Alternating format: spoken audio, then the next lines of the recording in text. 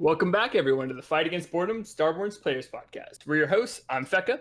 And I'm Branksbro. It's been a And while, but during our first podcast, we had a very special guest with us. ExOrbitant, back then, just recently made the junior community manager of Starborne and Solid Clouds. Now, updated and upgraded to the real community manager. ExO, welcome back. Hey guys, thank you so much for having me. It's a pleasure as always.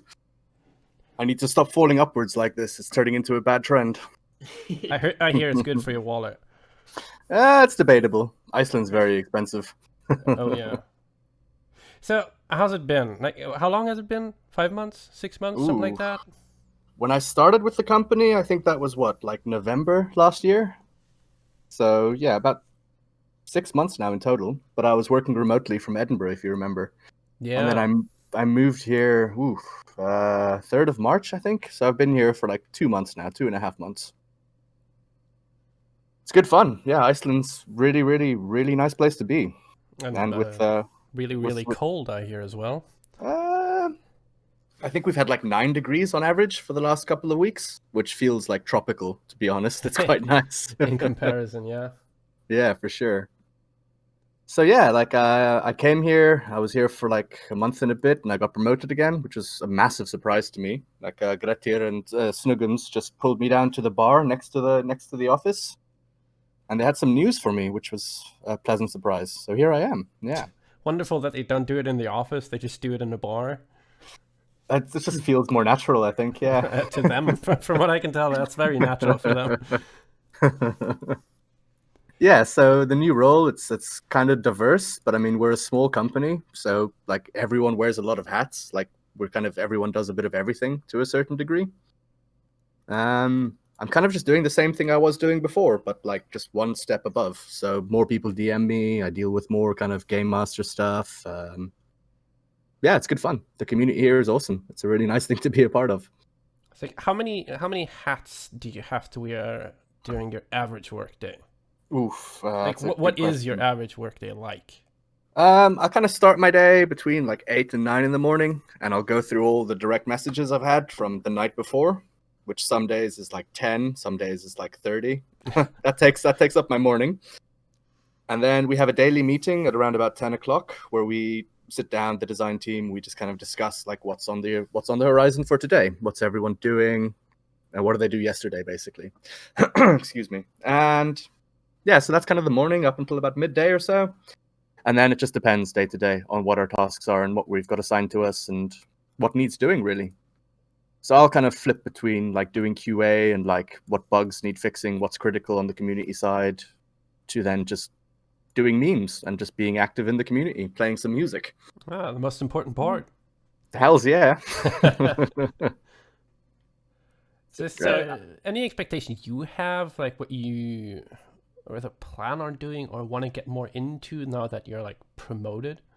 I probably have too many things I want to list, but I mean that would be a lie. I could just do like a small list, I guess, of stuff I want to do. So like the wiki has like come along leaps and bounds. Like a shout out to Silveril and a few of our mentors who have just been doing fantastic work on the Starborne wiki. It's over at fandom.starborne.com if you want to check that out. Yeah, that's a really good thing that's coming along now. It's like a nice, organic, constantly evolving knowledge base. It's just really good to have. We've never really had one place on the internet with everything related to Starborne. So all the building effects, all the cards, all the tips and tricks just under one roof. So I took a peek into that. It's like, obviously this is the beginning of the wiki. There's already a bunch of content on there, but surely it'll grow over time. Now that we all know that this is kind of the wiki that you are behind as well, I think that's a good starting point. And the more we engage with it as a community, the better it'll be. Like, for sure. Like, the great thing about a wiki is everyone's kind of involved. Like, if you see something that's like not to your liking or not accurate, like you just go and make an edit. It's fantastic. And the game being a true beta product is always evolving. So it's kind of a nice way for the players to maintain this kind of knowledge base as well. But it will be the official wiki once it's all up to date, which is just, yeah, super nice to have. Nice. What else have I been wanting to do? Oh, you'll like this one, Branks. So we have the super testers, right? Yeah. How would you feel about like a super duper tester group, like the guys who go like one step above? I'm staring right now in case you can't hear that. I took your stunned silence as approval. So we're doing what's called a smoke test. So it's like a spreadsheet of things that we want to have tested every time we push to the test server. So like a quick list of just things in the game that we just want to verify that they work. So we don't have any nasty surprises come Tuesday, come patch day, when we push something to live and, oh no, streaming's broken, or I can't move ships, or all that good stuff. So it's just a bit of organization for the super testers, and most importantly, a way for you all to kind of collaborate, so you don't feel like you're just testing the same thing in a vacuum with 10 other people doing the same thing. Thank you. Yes. Yeah. Wonderful. I know that's been asked for like 1,000,001 times, and every time, because like we want to be helpful too, right? And then it's just like, am I actually being helpful? So any kind of coordination coming down the line. That's for really sure. exciting. For sure. Like it was the most common thing the super testers were asking is like, can you just give us a list of known issues? Like just tell us what's broken. We'll verify it. And Yeah, I mean, that would have been so nice to have, but like the rate at which things get fixed and also the rate at which things sometimes break, it just would have been a mammoth task to kind of update it all the time. So this kind of works. Weird. Yeah. Sometimes you're working on a bug and you're like, guys, I figured it out. And people are like, old news, fucking get online. Sometimes you just assume something is known because like the small circle of people that you communicate with know this one issue, and then you like start talking about it and people are like, what are you talking about? What is this bug? Like, why has nobody ever been talking about this? This is critical. And you're like, oh. That's it for sure. Like there's also like an element of transparency here, so we can kind of hopefully like feed stuff to the super testers of things we're kind of ironing out and just get a better list of bugs that we know exist. Yeah, basically putting you guys to work because you're doing a fantastic work as it is. So it's just kind of focusing and coordinating like the excellent work the super testers are doing in a more productive way, really. By the way, can I get a confirmation from you? Like, I've been told that you are the guy that's writing the patch notes, like translating them into like the layman's terms, I guess you could say. Sort of, yeah. I'll do like a final pass. So what happens in-house is we have all the developers working away on various things, and they'll write like a little note. Like, this is what we're doing. And that's like proper programmer speak. It's like, fixed this, works now, good. They just, like, literally. Smash bug with rock. Good man. Pretty much. Like, yeah, there's some really cryptic ones there. And then another guy in-house, he will do a pass and collate all that to me. And then it'll come to me to kind of put it into terms that the players understand, which isn't always the easiest from the just making everything understandable. But it's getting there. It's something I want to improve on as well, just having the patch notes like be as informative as they can be. Like, you shouldn't read the changelog and be like, wait a minute, what was this? What did they fix? What was broken? Like, I mean, that's happened to me at times. You just look at something and you're like, I feel stupid now. Yeah, if we can minimize that, that'll be fantastic. Yeah. Oh, I absolutely see a trend of improvement. Stuff is getting more polished or more used. Like the changelog, for example, it's come a long way since right before tournament server launched. During tournament, we saw a lot of like changelog stuff, and going into beta, we saw a lot more. And I like that it's becoming a trend. You can follow the development of the game a lot more. Sometimes there's some games you play and you come back after a month, and so much has changed, and you can't really follow what's happened. Yeah. But if you have changelogs, you can really dive into like, oh, okay, I need to approach this differently now. Oh, for sure. Like, just having everything on the forums or on the website, whichever you choose to browse, having it all just in one place. Like, I think before we were just posting them into Discord. Yeah, like, that was like a super alpha way of doing things. But we're in beta now, so we've got to kind of sharpen up there, which I think is going well. And I mean, yeah, Well, that's the part I'm kind of excited about. I'm hoping they also get ported now to the wiki, because before, when you guys pushed patch notes to the Discord, I could read them at work.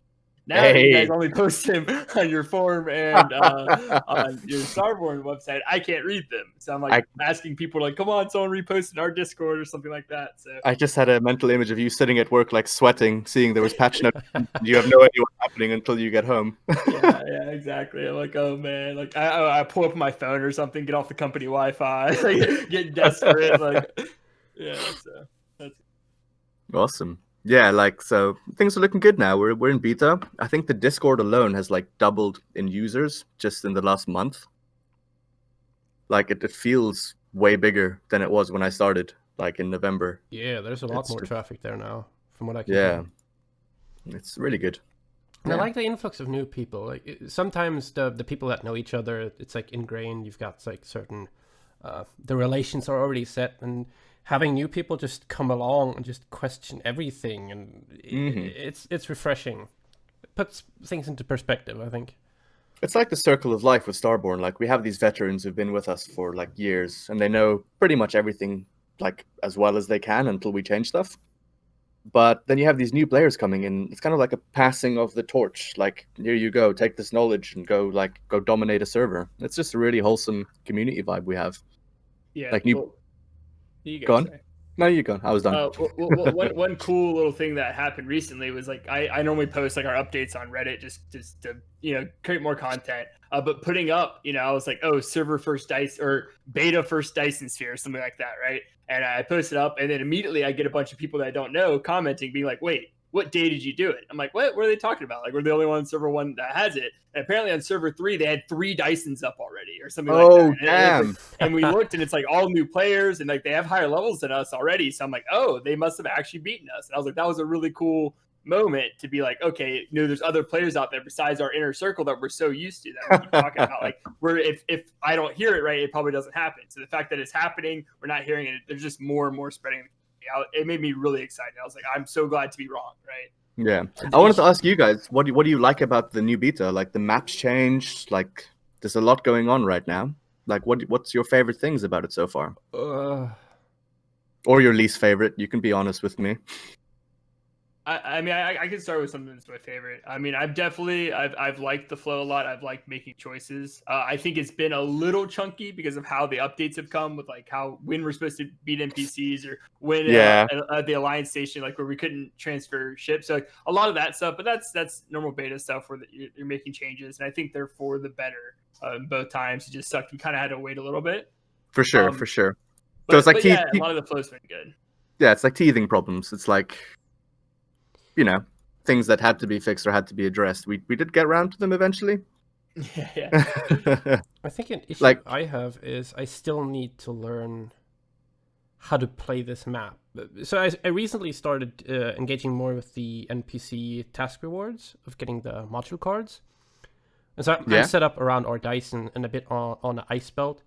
And I'm looking at the very first task awards of the level 2 Marauders, level 3 Marauders, and they're so far away from me now because I'm not around there. I'm around the dice and more towards the center of the map. So I'm thinking like, okay, if the task awards for the NPCs is something I want to engage with, then maybe I should have like a little satellite station or 2 in that kind of area. That's something next time I play I will plan for.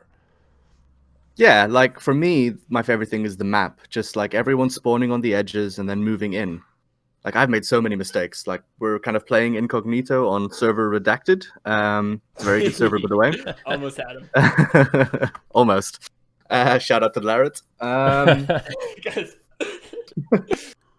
Like, yeah, just the map and just the stories. Like everyone spawns here. You all kind of expand inwards. Like who are your friends? Who are your enemies? What objectives are you going for?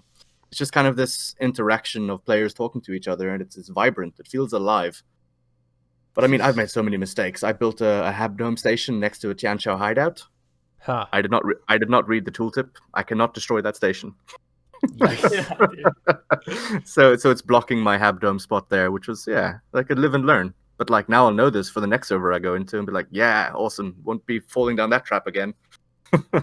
Something that I noticed that there seems to be like there's more corners in the space now on the map, like areas that, like let's say one of the kinds of alliances that want to go for the big goals, like okay, now I said big and I'm saying like Dyson and strategic points, but obviously territory is a big goal as well.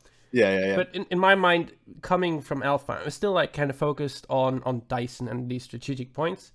So I'm more focused on the middle of the map or the areas towards the middle. And then every now and then I look more towards the outside and I see like these big empires that we've colored on the map. It's like, okay, here's an entire alliance that they have this corner of space that they kind of run. they've set up there, they've established their little empire, and they can enforce that, right? Because they have the military power. Like, I would have to go out of my way to engage them. Yeah, and if you jump a FAB in there, they're going to have hangars and hangars full of light ships. That, like, do you want to do that? Is that a risk you're willing to take? And if I compare that to the old map where you spawn in Sector X, Sector X was going to be owned by some alliance that wanted to compete for the win. So you were either joining them, beating them, or food. Now you can just not be part of that entire equation because they are focused on a certain part of the map, and you are very much able to be in a very different part of the map that they don't focus on until it's too late and you've grown like too much. Yeah. So I mean, this is what's interesting for me is like the map feels bigger even though it's smaller, if that makes sense. Is it smaller? So in I think there's slightly less spawn locations.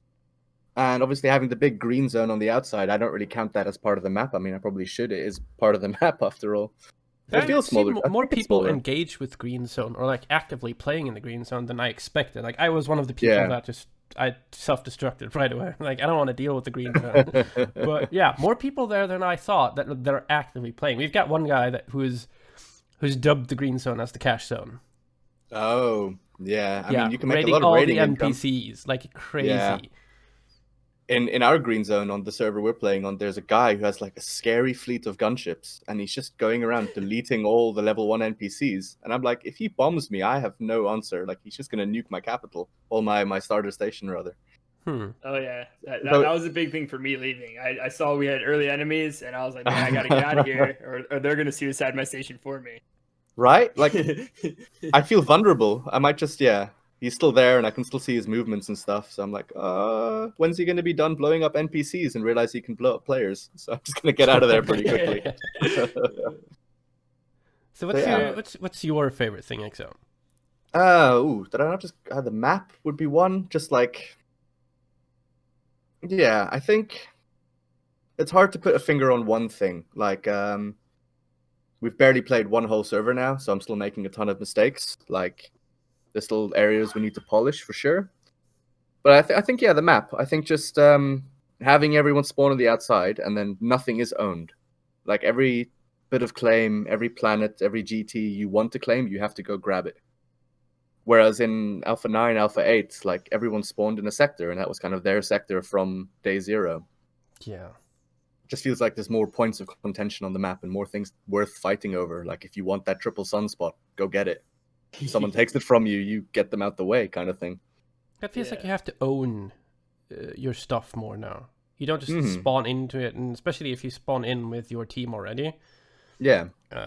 Now your entire team, you have to move into the area that you want to claim, and some other people might be faster than you or just arrive at the same time, which might throw a wrench in your plan or just sideline you for a week or two because you have to deal with it.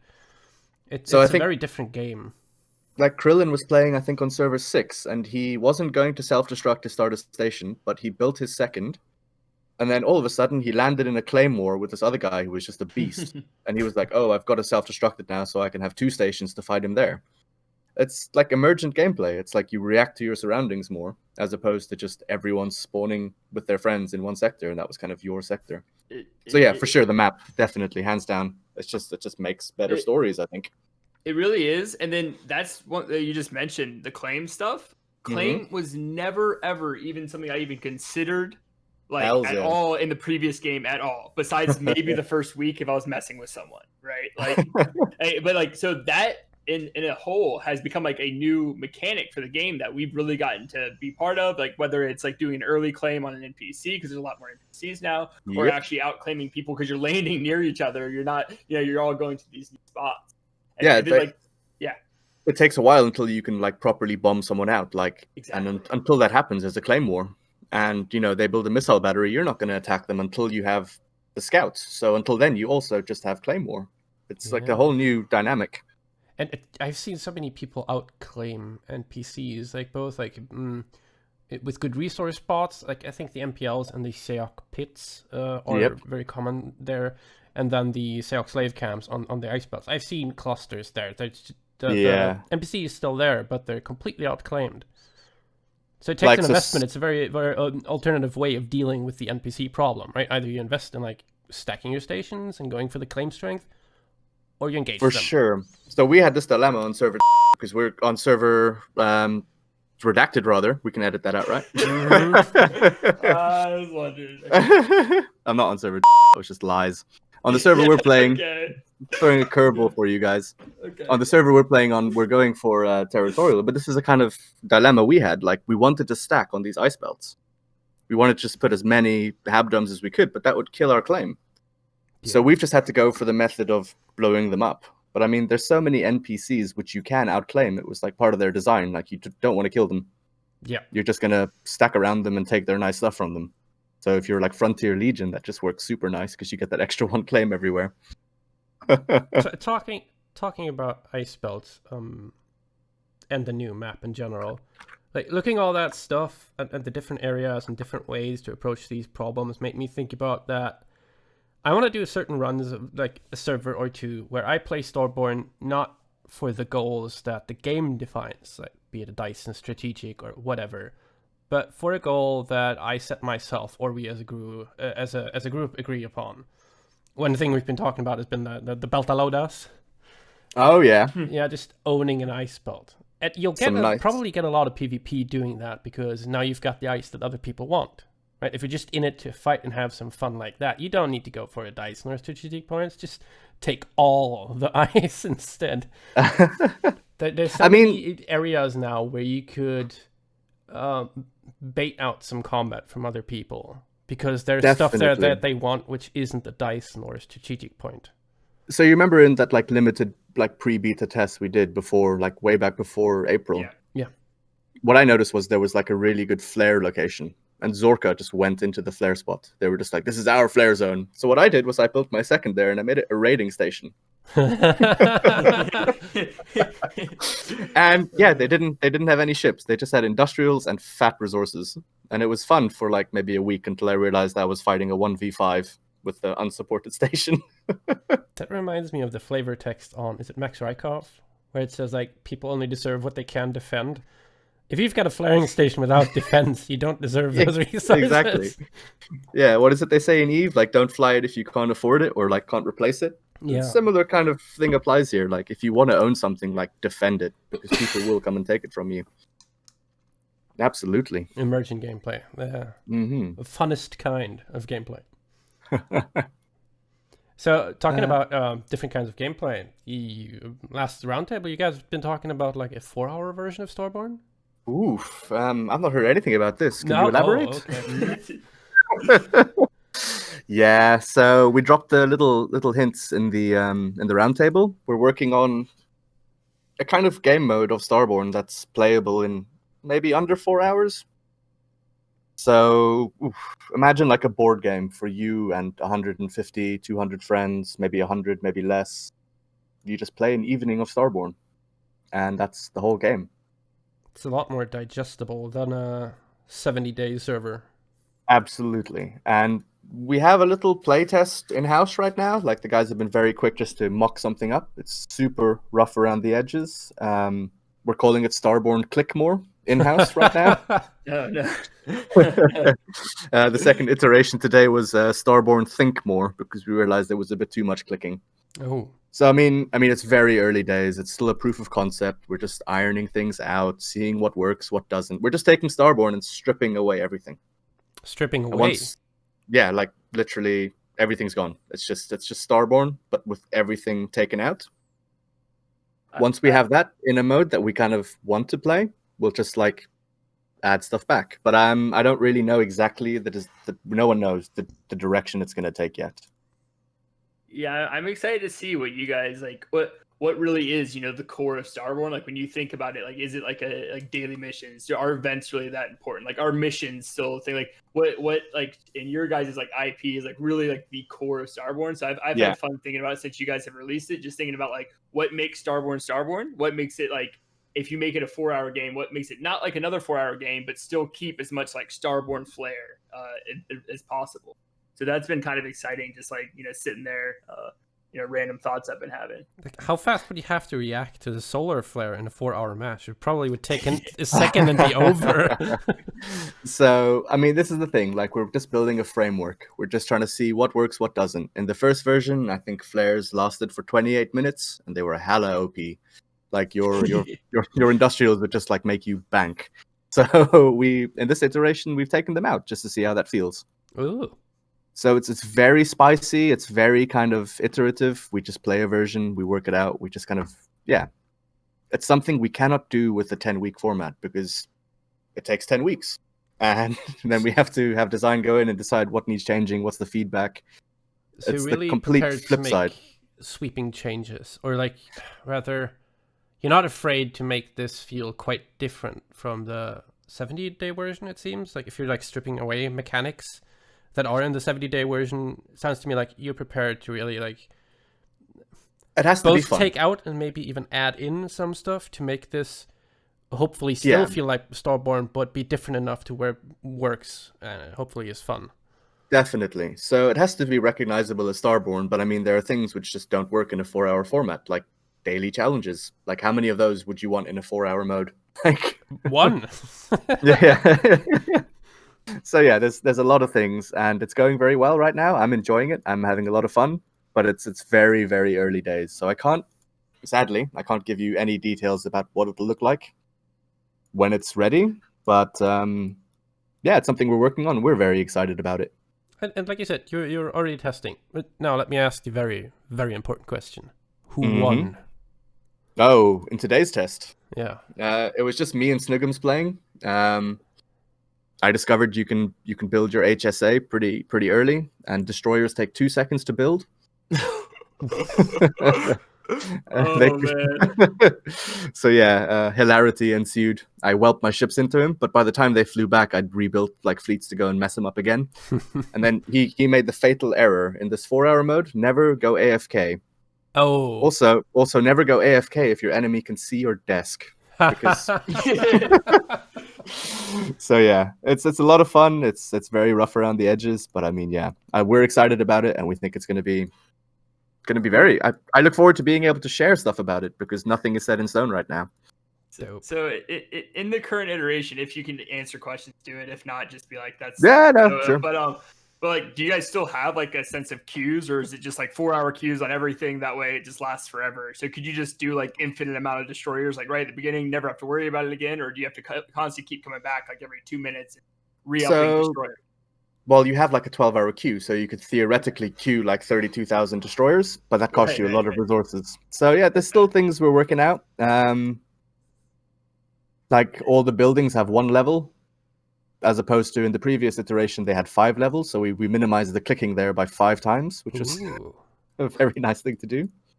We just want to make something fun and Starborne, but in 4 hours. I wish I could give you guys more details, but like it's way too early. I mean, you've given me enough details to where I'll probably spend a couple of hours just thinking about it and being like, oh. Yeah, I'll see about if we can get something written up just like in-house about what we're working on, because I appreciate we talk about this stuff at the round table. Not everyone listens to it. Not everyone attends. And then like there were guys I was chatting to this week, and I was like, do you know about the 4-hour mode? They don't. Not everyone knows. Yeah, get the word out there. For sure. Maybe as a community manager, I should be doing that already. There's a job description. Hey. But just one clarification about the 4-hour mode. It's supposed to be an alternative, right? It's not supposed to be a replacement or the new focus. It's, as far as I understood, it's supposed to be something to do alongside, or maybe that's your kind of Starborne you want to play.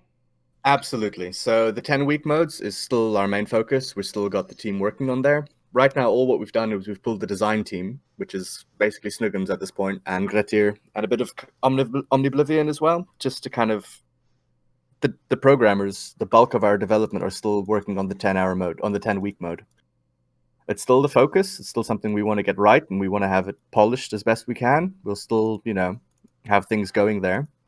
It'll be just a fun mode we release maybe once a week, once every 2 weeks, maybe 3 times a week for people just to have a crazy 4-hour Starborne session. To me, I think a good comparison would be like a lot of people that play League of Legends know that there is a mode called ARAM, all random, all mid. Oh yeah, It kind of started out as a gag, but became super popular. And while it's not their main focus, it's still something that they support and a lot of players engage with. I kind of see this as the same thing. So, I find it funny because that kind of trend happened in lots of MOBAs. Like it happened in Dota. They had an all random, all mid mode. And then Heroes of the Storm did the same. Oh. It's like a fully fledged mode, like within these games. That's just like a brawl. Yeah. So just the simplified version, which is just funny to think about, trying to simplify in Starborne. It's like, well, the best we could do is 4 hours. This is our ARAM. this is what you got. They're coming down from like an hour to like 20 minutes, and that's exciting for them. So yeah. Just in general, the grand scheme of like, also, I mean, I know you guys have said in the past you're willing to go even longer for certain servers if you see there's like a market for that, or somewhere in the middle, maybe a 2 week to a month. I've heard backroom talks of permanent servers. You and I are hanging out in the wrong back rooms. Different back rooms, at least. So I mean, essentially, we're just making frameworks. We're just, for this 4-hour mode, it's a proof of concept. If it works, it works. We will run with it. We'll make it fun. We'll polish it, and yeah. I'm excited to get my hands on that. It sounds like stressful 4 hours of like time flies by. All of a sudden, you're just sitting here like, what? The 4 hours are up? Oh, it's dark outside. I want to play again. Yeah. Something that probably needs to be asked. What do you guys think you're going to do for monetization for it? Because I know a lot of what you do right now is, in-store stuff, but I imagine it'd be pretty difficult to incorporate something like that in a 4-hour mode, right? Who's going to buy a 5-second accelerant? I mean, really? Exactly. Yeah. So what are your plans for that? Or is that anywhere near any kind of thing? Like, is everything you buy, or like? I'm imagining we'll kind of have it like buy-in. So you want to play, you buy premium, or if you have premium, you play. Or maybe we have a ticket system where like people sign up to the mode. Still early days. It could be anything. It could be free to play. It could be premium. Yeah, don't know yet. But thinking about you and Snigums playing just makes me like, I can't wait to like someone coming to me like in normal Starborne, like, man, you're pay to win. Like, all right, you know what? See me on the 4-hour mode, 1v1 me.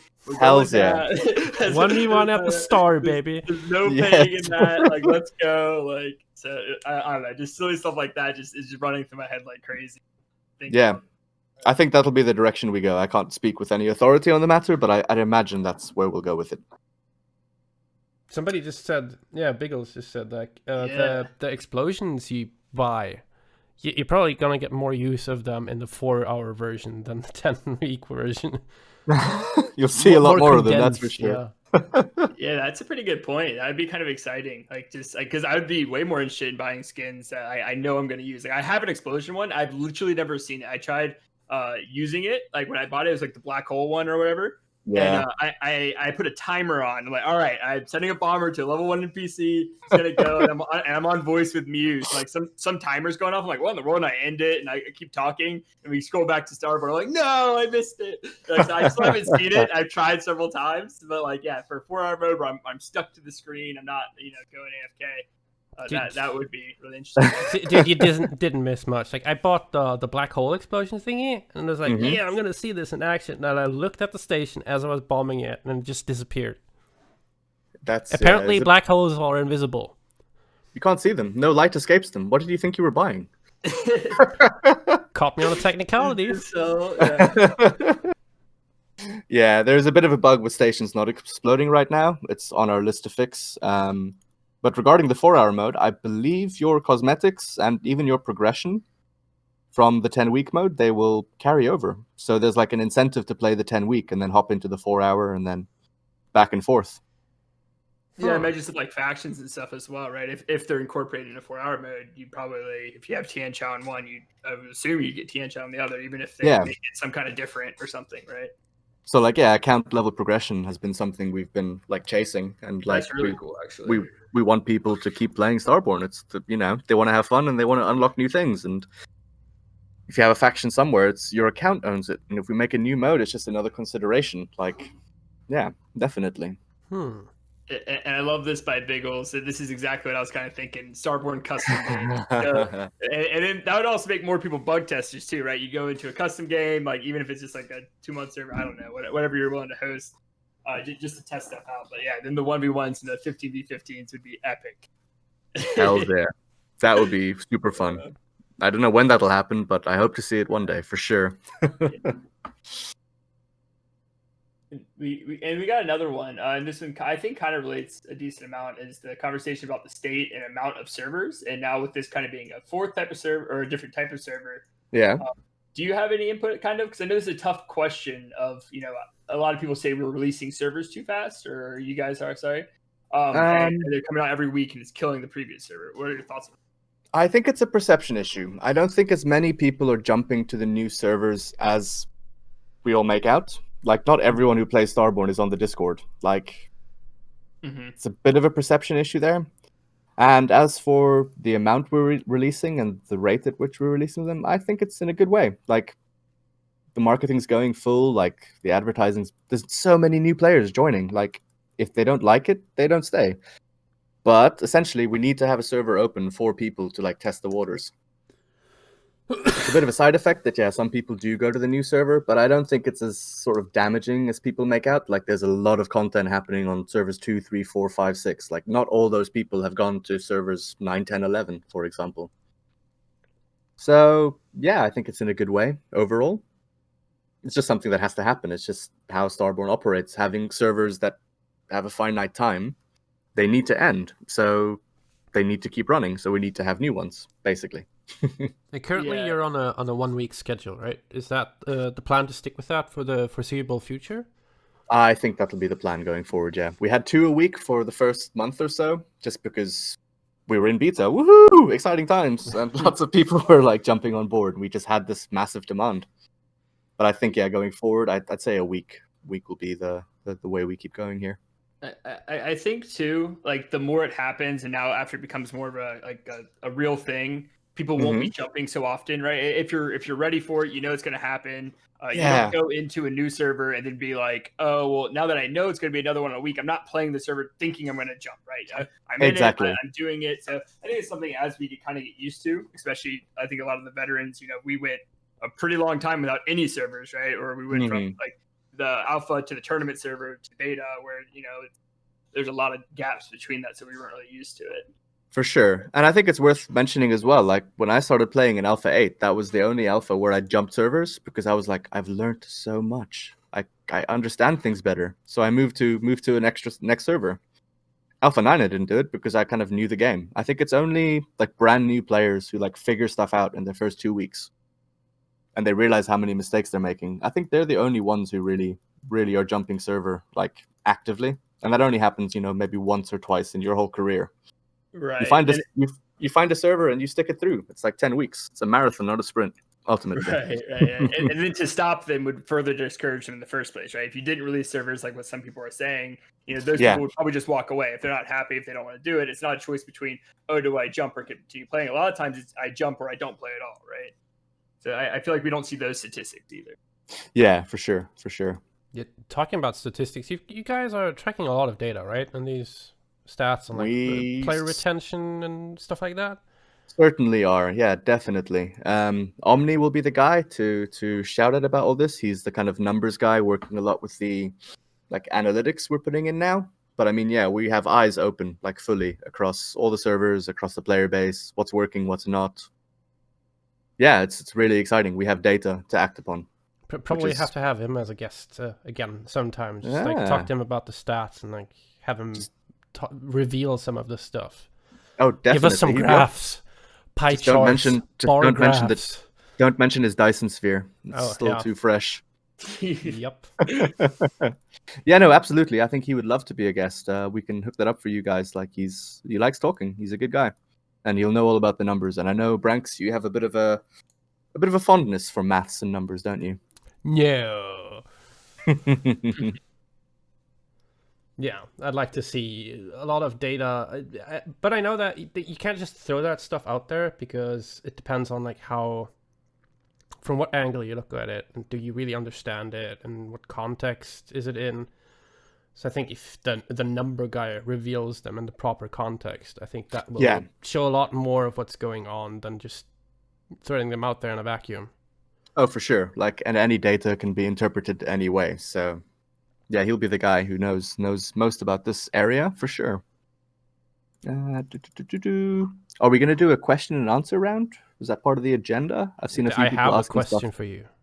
Oh, okay. So quality of life stuff fixes. Yeah. I'm seeing that you're working a bit more on that stuff now. One of the changes that have been announced were like the visibility of operating limits on friendly stations, which just Yes, finally, right? Thank you, Nihilus, for hearing my prayers. Woo, praise Nihilus. Yeah. So is that a bit more of a focus now? Definitely. Now that we're out of launch and everything's not on fire anymore, it's a bit peaceful. It's a bit calm. There's still a few login issues and other critical bugs to fix and stamp out, but like quality of life has kind of always been what I consider something super important in a game like this. If you're going to play it every day for 10 weeks, like it has to feel nice. It has to be not a chore. So like, yeah, not being able to see your your operating fleets at an allied station and have one guy like stay awake and tell you like, yep, I'm at 21 out of 40. Yeah. 31 out of 40. 36 out of 40. Don't deploy, I'm full. Yeah, like that just... Or having the Tian Chao player just spy it over and over again. Yeah, like you need someone to spy your ally because that's not information that's shared. Yeah, like stuff like that. Like just the game has to be, in my mind at least, has to be fun to play and also easy to play. Like, and quality of life ticks both those boxes because it helps veterans and new players in how they pick it up. Absolutely. So definitely a focus of mine. Yeah. I still don't know when. I think it's the 1.7 patch, the latest changelog that came out, and I looked over it and I was like, okay, no big sweeping changes, but a lot of good minor changes, I guess you could call them, to just fix some of these small issues. I still don't know when. Wonderful. I still don't know when we can cancel freighters, but I mean, yeah. Yeah. The number of times I've been stung sending my freighters from one station to another and then only realizing after I've clicked it that they're going away for like 8 hours is unbelievable. That's when I just stand for half an hour in the shower and I'm like depressed with myself. Like, why am I doing this to myself? I mean, Sigums at least did respond. I saw someone do it one time and he's like, yeah, but like, what if someone attacks you to raid you and then you just send your freighters and you call them immediately after like the raid lands? And I was like, there's just cheesy people out there, Yeah, not gonna be able to recall. But I mean, there are cheesy people out there who do that with their fleets. There are people that cheese missile batteries and everything. Is freighters really the worst offender of all of them? Branks, you're gonna go down the same path, or you take away fleet cancellations too. Okay. Okay, I'm not allowed to talk about this. I'm sorry. Yeah, like I mean, there's always a consideration with these things. Like, I like an aspect of Starborne that it's kind of brutal. There's a learning curve. And if the mistakes you make aren't painful, do you really learn from them? That's true. So touching the hot stovetop is something that you learn from real fast. Yeah. If they nerf the heat of that stovetop, you'll do it 3 or 4 more times. It doesn't really hurt that bad. It's a bit stingy, but I'll keep doing it just to make sure. Yeah. If that gets me to the cookie tour, I'm willing to... Yeah. So, hint, you talked about revealing some stuff? Oh, yeah, I did. Gosh, I'm so forgetful. Everyone in text chat, I'm gonna drop you some artwork now. A little something the guys in the team have been working on. Let me find out where I found it. Where I put it, rather. And then also any other questions if you have for X or one of us, as we're kind of coming more towards the end, feel free to ask them and we'll be a little bit more aware of answering them.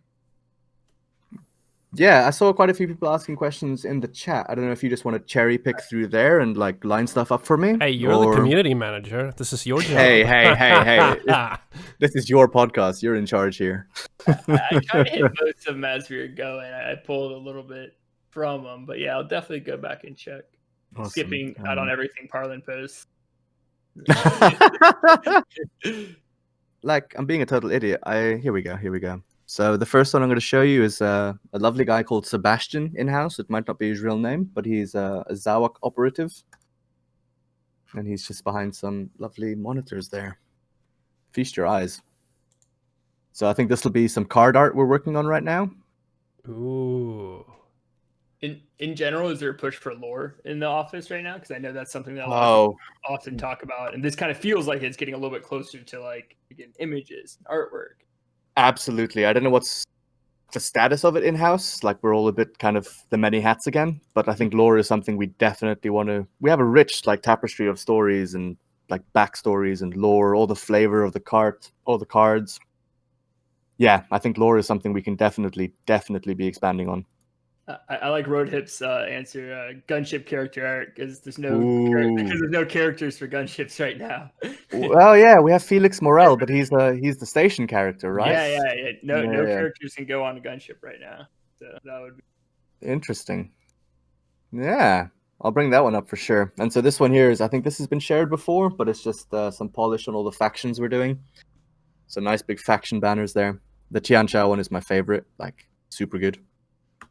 Yeah, the sneaky in the shadows. Yeah, you don't see him at first. You look at it again, you're like, hang on a minute, something ain't right here. I like the Seok one. It seems clean and serene at first glance, but then you look at the tree and you see two people hanging. Yeah, there's a price to pay. Zawa collect their price. Yeah, no, it's stunning. Yeah, the artwork done in the house is fantastic. Like just everything they post, even if it's like a work in progress, like some of these are. Yeah, like it's just phenomenal. Really good. And the last one I'm gonna share with you guys is some border claim. So we all love the border painters, and we got something kind of nice brewing away here. So it's a border claim painter. Let's let it upload with actual geometry. Ooh. Triangles. There's been a lot of talk of triangles lately. Check that out. Okay. Yeah, now I can visualize the whole fence theme that you guys have been talking about for a while.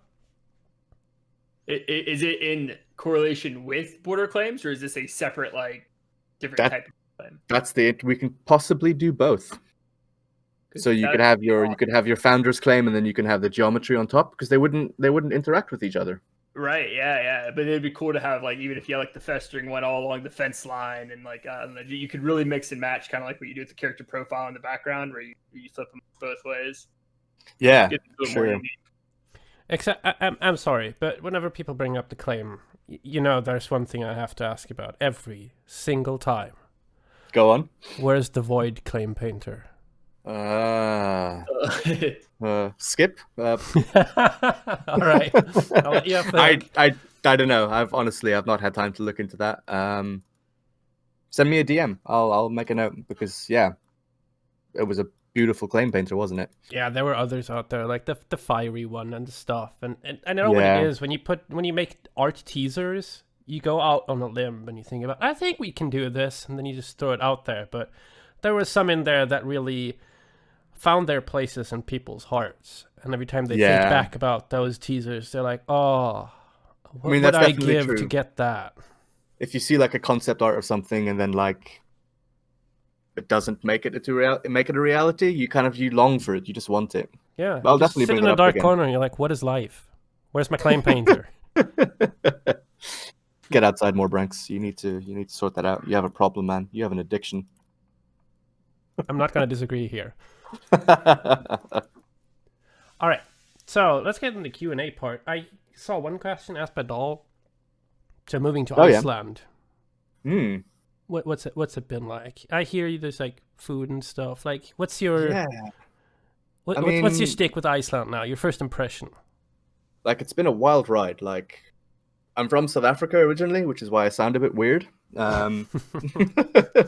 But I've lived in Scotland for like 20 years, and I never ever thought I would be moving further north from Scotland. And here I am in the Arctic flipping circle in Iceland. Yeah, it's been a wild ride. It's super fun. It's like nowhere else on Earth. Like, the people are lovely. Everyone's super friendly, super chill. Yeah, like, I'll just say you have to experience it. Like, I can't put words on anything about Iceland, but I'm loving it. I'm really enjoying my time here. Do you have a favorite museum in Iceland? No, I've not had any time to go to museums, unfortunately. But I hear there is a very, very interesting one that I should maybe check out. Oh, yeah. You didn't have any time, so you're really busy at work now that you're a full-time employee?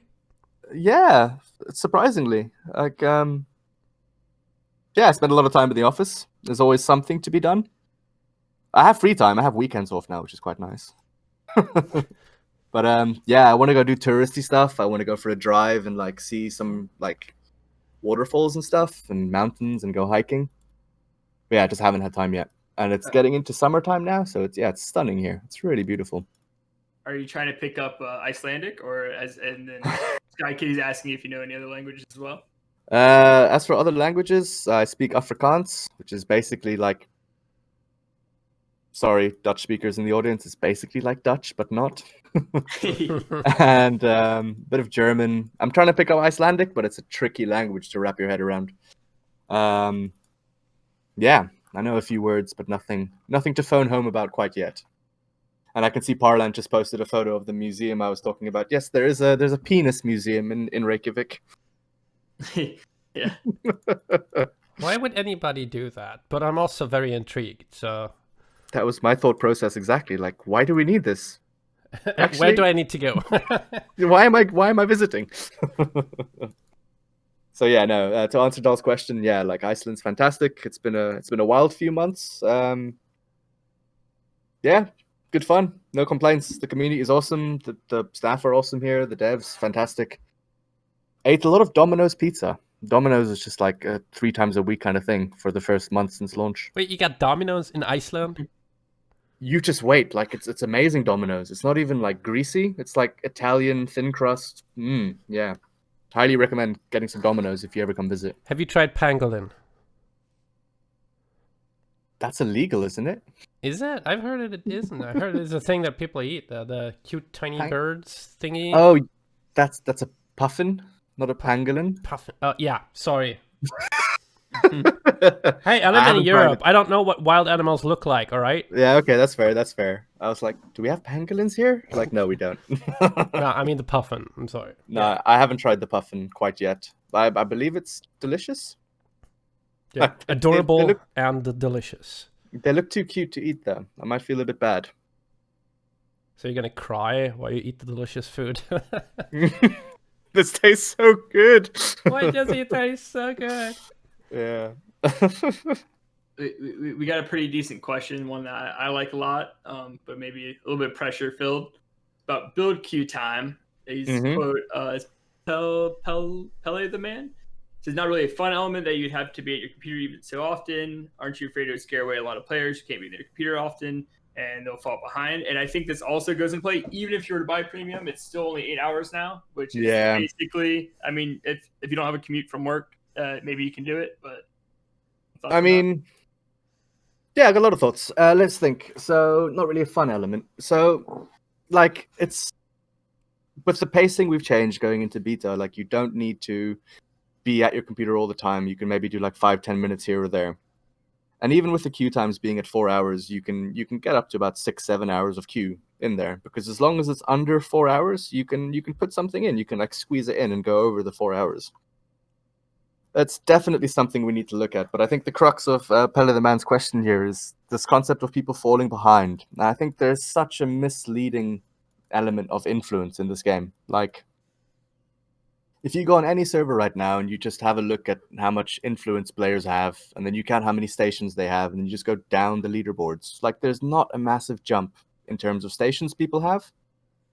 Like, sure, the influence might be like 1, 2, 3, 4,000 in difference, but the number of stations players have, like that curve of player experience to IP gain, like everyone is more or less on a level playing field. You just kind of build ships. That's your strength. That's your, that's way more important than being the top 10. My personal thoughts here, I also suck at getting into the top 10, but I'll say it's misleading, this idea that you fall behind. If you're active every day and you try and keep your queues full as you can still be a massive threat to anyone in the top 10. Like, they're not untouchable just because they have a bunch of influence. You still have gunships, you still have destroyers, and you still have an alliance. Yeah, like, kind of on that part, if we have time for it, talking about people being on the top of the list and stuff like that, your stance on kind of devs playing the game and whether they should be incognito, because I know that's been coming up a lot. I think namely specifically on server 3. Yeah, how do you feel about that? So we had like a bit of drama unfolding on server 3, and most of the devs, myself included, we're all playing incognito. Like, people don't know who we are. We're playing with each other. Some of us are playing like random servers, just being picked up. Like, the devs are actively playing the game. So iMaple, our producer, he was actively playing on server 3, and he just decided he's going to play under his name. He's going to make some videos. And I mean, like, I stand by it. I think it's the absolute best thing any developer of his own game can do, is to play his game actively. Like, it helps. Like, we don't get any better feedback than if we're playing it ourselves. And also, like, the player interaction, like, being involved in a server, it's a heavily political game. Like, having a dev there, like, interacting with players, like, it just helps. It's just good for us to do. But what happened on server 3, I think there was some miscommunication between, I think, Zorka or an element of Zorka who were playing, and iMaple remaining neutral, so to speak, in the political map. And yeah, it's the whole can of worms we wanted to avoid by having people play incognito, so we still get the feedback. The devs are still playing. Yeah, it's something we just need to look at and review. What are your thoughts on it? Do you like it? Do you think it needs addressing? Do you... Yeah. Personally, I've always loved the fact that devs play the game and they're open about it, because realistically, the only thing by complaining that you're really going to do is just make them go incognito. I think it's just the most beneficial thing in the world to play the game. Yeah. Also, I mean, I feel like you guys hire a lot of people that did play the game originally. Now I think you have at least a few of them. And that's why you go to work on the game. You're not, in my opinion, the type of people that are working on it aren't the type of people that are like, oh, I'm gonna cheese and write some script somehow to go ahead and get extra shifts and stuff. Because I know that's one of the big concerns. Are they cheating, right? Like, I'll just tell you right up now, like, there's no interest in a dev to cheat in this game. Like, any win rewards, any kind of ego we can get, like, what's the point? Like, if we want to get the shiny border for winning a server, we just give it to ourselves. Right. Exactly. Like, it's invaluable for us to be playing this game. And like, how can you bomb Snuggums if you don't know who Snuggums is? Like, give the people what they want, in my opinion.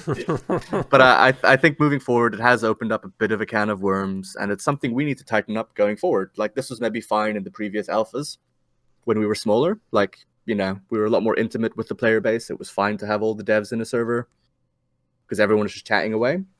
But I think going forward, as we're getting a bigger game, like, we maybe need to update the terms of service. We need to just iron out this process. So... I know you have a lot of opinions on this too. Branks, yeah, go on. I'm at the cap. I too believe that the devs... There's a lot of benefits to the devs playing their own game. Like, experiencing some of the issues, not just by reading a bug report, but by being there and seeing, like, how annoying a minor little quality of life thing can be, or just running into bugs, or just how the gameplay feels, the flow. Sure, yeah, there are pros and cons to it. I think, sadly, one of the things is the incognito thing. I think, realistically speaking, incognito is something that you'll need. Yeah. If you just randomly drop into a server. I mean, if you kind of would do an event like, let's play a 4-hour version, like everybody else against the devs or something. That'd be cool. It'd be an event, but I think... One of the problems is that people think that they're just going to go into a server and they're going to win the thing, and then they see a dev there and they feel like, it's a feeling thing. They feel like they don't have a chance going up against a dev. Like you said, a perception issue. And if the dev would play incognito, then that part would be removed. Yeah, then you're like always asking yourself, like, this guy that I don't recognize is fighting really hard. Am I just fighting ExOrbitant here? You know, I'm not very good at this game. That would be a total lie. Yeah, I think we can tell people from experience. We've played with ExOrbitant and Snuggums in the tournament, and it's not what you think. You carried me. Yeah, Snuggums friendly fired people, and Exo drunkenly launched a station build into enemy territory that we had to go out of our way to defend and really make work. You didn't. That was an easy battle. Oh yeah, very easy. No sleep lost at all. Just context for the listeners. I got a bit drunk in December when we had the tournament server, and I built my third station. But I built it like 2 screens further away from my sector than I thought, which kind of led to us just going to an all-out war like in week 1. For like 3 weeks, which was exciting. Yeah, and in the end, you self-destructed that station. For the memes, man, for the memes. Yeah, yeah. We're so deep into enemy territory. We're like, what? Like, how do we even like? Okay, whatever. Yeah, just move on. It's like, and then with Snigga's coming, literally taking our GT, like one of the first, like within the first week, like we're fighting someone, we turn around and like now we're missing one of our GTs. Like, oh, sorry, I just didn't really see the map lines, whatever. I'm like, aren't you in charge of like drawing the map lines or something? Like, I don't know. Like, so I mean, that's funny. That's kind of the argument to be made here. Like for me, Starborne is a game about stories and about like the experience everyone has over the 10 weeks. And like I have nothing but good memories playing as first as a player, and then as a moderator, then as a senior moderator, and then as like junior community manager, like playing with the players, having these stories to tell and getting the feedback. It's incredible. It's really just worthwhile. It's just I mean, sometimes the stories are even like I remember because we couldn't see operating limits on the tournament server. There's one night where we kind of asked you like just stay awake and tell everybody if they can still send or not.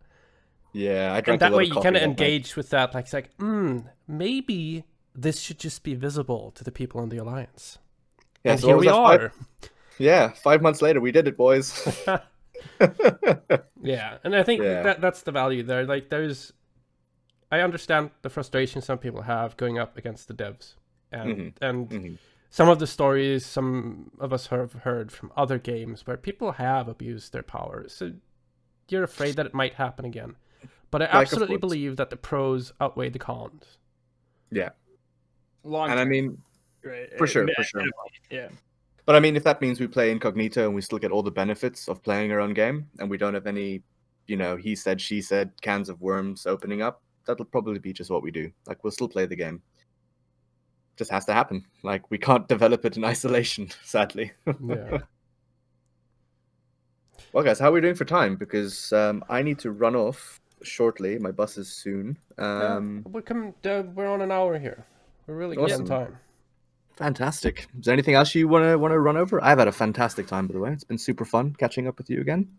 Yeah. When is Corona over so we can come to the player party?